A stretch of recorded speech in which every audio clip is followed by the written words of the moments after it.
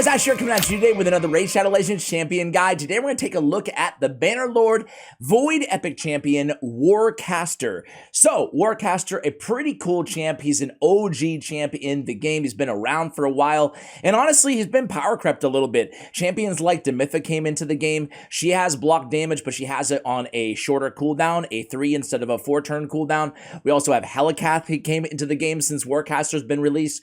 So this dude has been power crept, but that's not to say that he's a champion you cannot utilize on, various different areas of the game.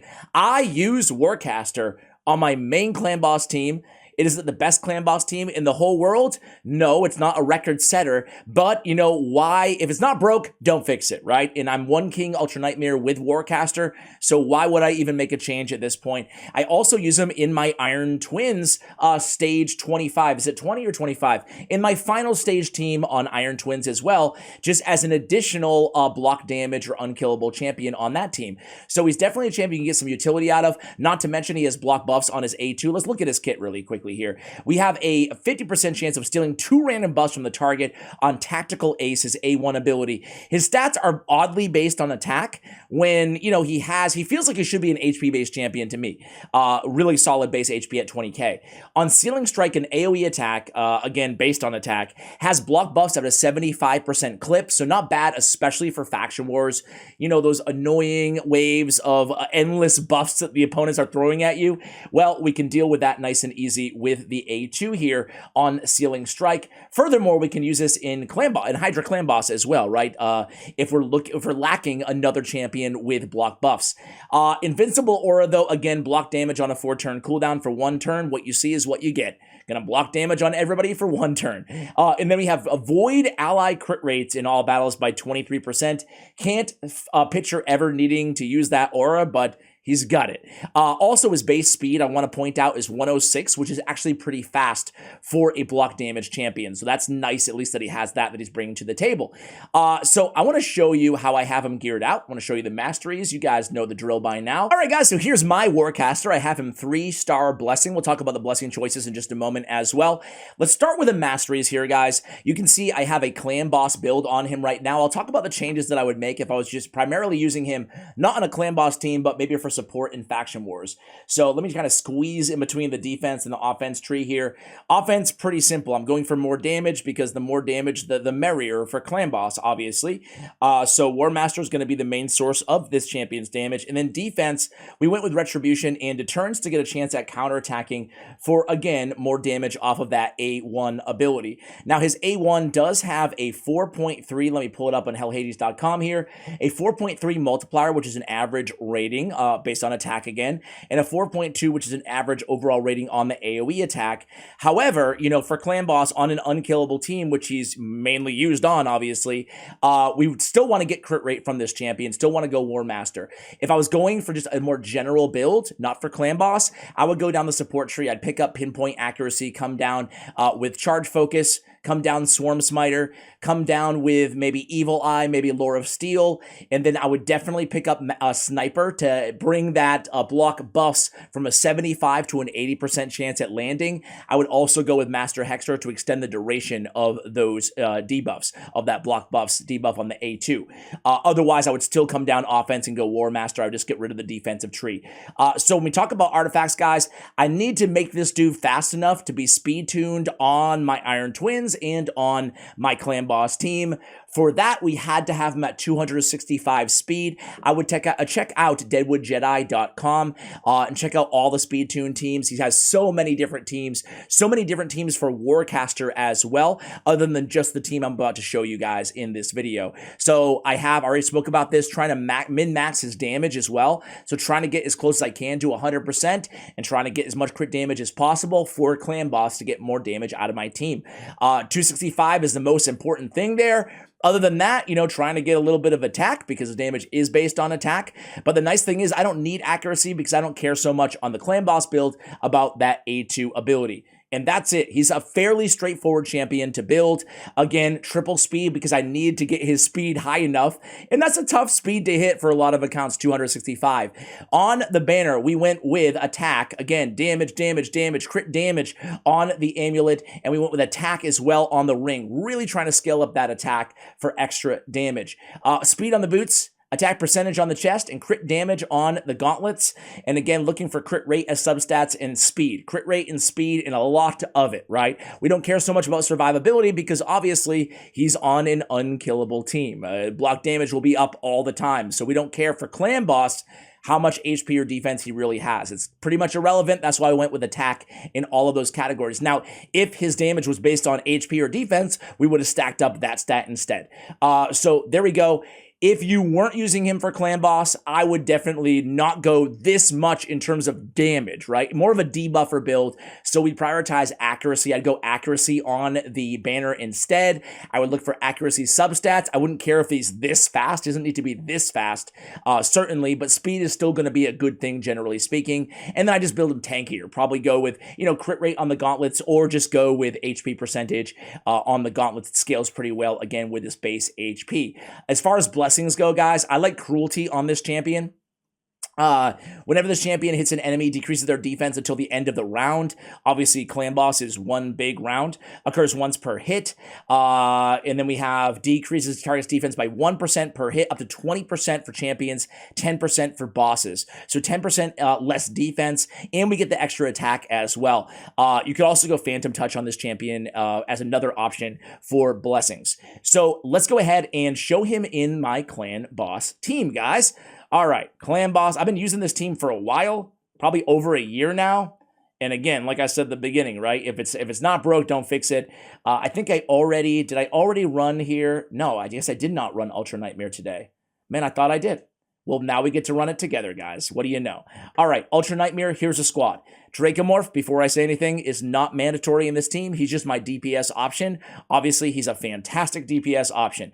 We have Helicath on the team. He's bringing Weaken on the A1. And then we have, Helicath and Warcaster both bring the block damage.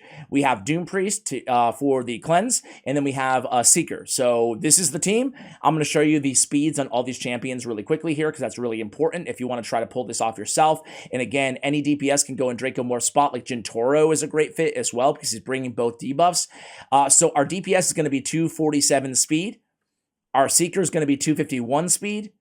Doom Priest 222 speed, not using the A2. Warcaster not using his A2, 265 speed.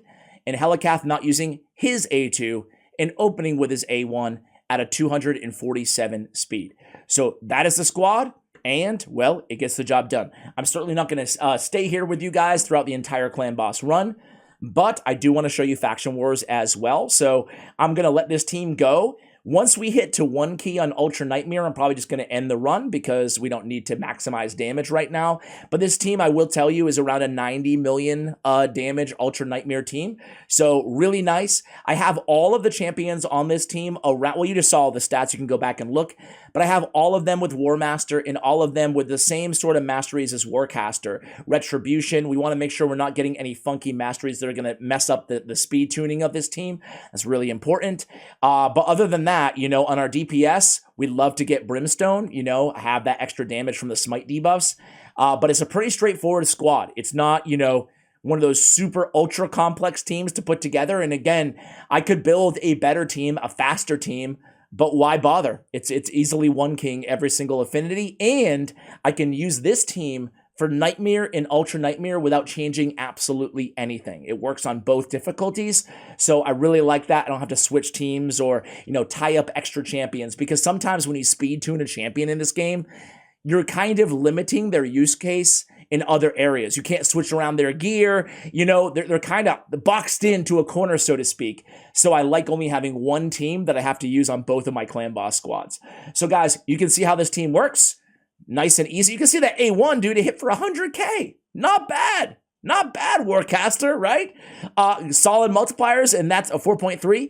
And that's the power of just stacking as much attack as we possibly can on this champion. So guys, I'm going to come back at you when this run is almost done. I'll be right back. All right, guys, so here we are, 42 turns, 71 million damage. I think it's important to note, too, that I ran this team for 1 key, Ultra Nightmare, even before blessings were introduced to the game, so obviously I am taking advantage of that smite here and the other blessings I have on these champions, but I was still able to 1 key every time before that as well. Now it's just more damage, which is nice. All right, so there we go. That's going to be Ultra Nightmare, easily 1 key, and my man, Warcaster, put out 10 million damage. I mean, not too bad, right, in terms of being I guess, a supplemental damage source on this team. And of course, we can probably get even a little bit more out of that if we upped his crit damage and his crit rate a little bit by 6 points as well. So let's go ahead and skip, and let's go to Faction Wars, guys, before we end this video. I'm a fan of this guy. Who should be investing in this champion? Who would it make sense to, to use him, right? Let me get some of these guys out of here. Let's go Warcaster. Actually, we could probably just use this squad, right? Warcaster, pretty solid otherwise. Basically, a couple damage dealers, Warcaster, a debuffer, and Archmage Helmet will get the job done easily in stage 21 here in Faction Wars. But as I was saying, yeah, I think that he's really an incredible champion to help with Faction Wars if you're still working on them. If you're not, and you already have Demitha and Helicath, I would say easy pass on this guy, right? I mean, because you already have great options, right? So if I had to choose outside of Faction Wars, clean slate on who I'm investing in, I wouldn't invest in Warcaster unless I needed him in Faction Wars or support. However, with that said, I invested in him early, and he's still a champion who I mentioned, Iron Twins as well. I use him in multiple areas right now in the game, and it's nice too because, as I mentioned earlier, it frees me up to be able to use other champions in a more, I guess, all-around build, right? So it's really nice there. I'll come back to you guys when we get to the red boss. Be right back. Oh, I did want to point out too, guys, where you can see we're going against Maneater, which is super annoying on this stage. If I was really trying to get through this for the first time or trying to really accentuate my speed on my runs, I would make it so that I'm A1 cycling at the end of the first wave and I'm opening up with that A2 so we can apply that block buffs on everybody and, not have to deal with this waiting for the unkillable to fall off. So, you know what, we're going to be at the red boss anyway in just a moment. So let's go ahead and keep you guys with me here. So here it is. I always forget which version we're going against here. So this is the block damage and the revives all dead allies of the minions. I find this red boss to be a little bit easier than the one with the health swap, personally. It's just a matter of, I guess you could say this about every boss in the game, right? But it's a matter of keeping your team alive, and eventually you'll do enough damage. It's a pretty straightforward fight, in my opinion, at least. And again, having that block damage is nice because it allows the rest of your team to kind of catch up. If you have a healer on your team, let the healer do their work as well. You'll notice that on this squad, I don't have a healer on this team. I have Stagnite in a shield set, so I'm able to get by for a little bit just on Stagnite. And then after that, it's really all about that block damage coming in, 1 out of every 4 turns to help keep the team standing and mitigate that damage. Block damage, I love so much better than Unkillable because Unkillable, you can be there on 1 HP and just the next hit, when that buff wears off, you're dead. Whereas block damage, it's going to, freeze you in place, so to speak, in terms of your hit points. And it's going to allow you time to take another turn and not lose more HP in the interim. So you guys can see things are going really, really well here. And the red boss is down. So again, Warcaster doing a nice little job there, keeping everybody alive, but dishing out a little bit of damage as well. Out damages Stagnite and Archmage Helmet. I'm a fan of this champion. Hopefully I've given you a good indication of how to build him for Clan Boss, how to build him for other content in the game, and what type of players should be or would be interested in actually maxing him out and using your hard-earned skill tomes on this champ. Thank you for watching till the end, and as always, take care, guys.